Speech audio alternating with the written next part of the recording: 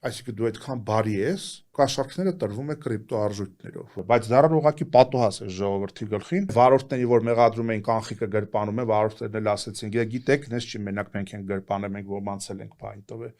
Մի հատ հասկանանք ծախսերը ինչքան է նվազում, ռեալ չգրպանվող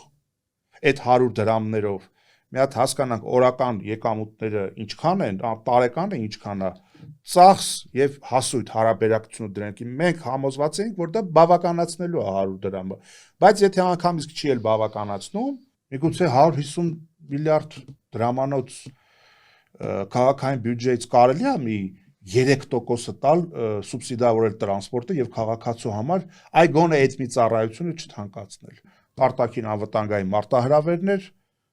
Արցախի կորուստ, թշնամիների առաջ ծնկի եկած վիճակ, մեկ էլ կյանքի որակի մարդկանց անկում ու հասկանում ես, ասում ես, լավ, դուք մի լավ բան կարողացել եք այս ժողովրդի համար անել։